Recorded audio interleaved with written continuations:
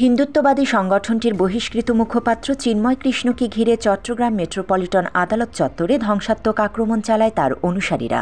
এ সময় আইনজীবী সাইফুল ইসলাম আলিফকে নির্মমভাবে হত্যা করে উগ্রপন্থী সংগঠনটির নেতাকর্মীরা। এ ঘটনায় ইসকনকে জঙ্গি সংগঠন আখ্যা দিয়ে সংগঠনটি নিষিদ্ধের পাশাপাশি ইসকন হিন্দুত্ববাদী সংগঠনের দোষী সদস্যের গ্রেফতারের দাবি উঠেছে সারা দেশে।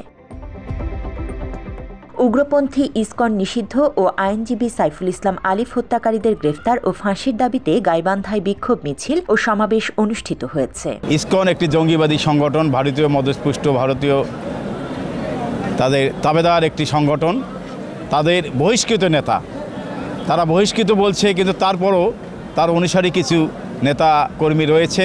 এটা টোটালটাই ভারতের মদতপুষ্ট এবং ভারতের অনুসারী হিসেবে তারা এদেশকে অস্থিতিশীল করার জন্য একটা চেষ্টা চালাচ্ছে।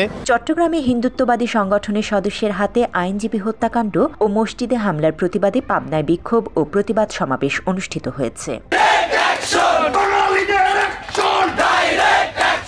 সমাবেশে বক্তারা বলেন, ইসকন কোনো ধর্ম নয়, এটি একটি সন্ত্রাসী সংগঠন। দেশের মধ্যে অরাজকতা ও নৈরাজ্য সৃষ্টি করলে কঠোর হস্তে দমন করার হুঁশিয়ারি তাদের। চট্টগ্রামে একজন অত্যন্ত ভদ্র, নিরীহ, শান্ত একজন আইনজীবীকে পরিকল্পিতভাবে খুন করা হয়েছে। আমরা এই হত্যাকারীদের চিহ্নিত করে তার সুষ্ঠু বিচার চাই এবং যে সংগঠন এই হত্যার সাথে জড়িত তাদের নিষিদ্ধ করার দাবি জানাচ্ছি। সারা দেশের ন্যায় চাঁপাইনবাবগঞ্জেও বিক্ষোভ সমাবেশ অনুষ্ঠিত হয়েছে। উগ্রবাদী সন্ত্রাসী সংগঠন ইসকনকে নিষিদ্ধের পাশাপাশি সংবিধানে হত্যার বদলে হত্যার আইন পাশ করতে অন্তর্বর্তীকালীন সরকারের প্রতি দাবি জানানো হয়। ইসকন বিজেপির ইন্ধনে চলে একটি সন্ত্রাসী সংগঠন, ইসকন একটি জঙ্গি সংগঠন। ইসকনকে বাংলাদেশে মাটিতে থাকতে দেওয়া হবে না, হবে না, হবে না।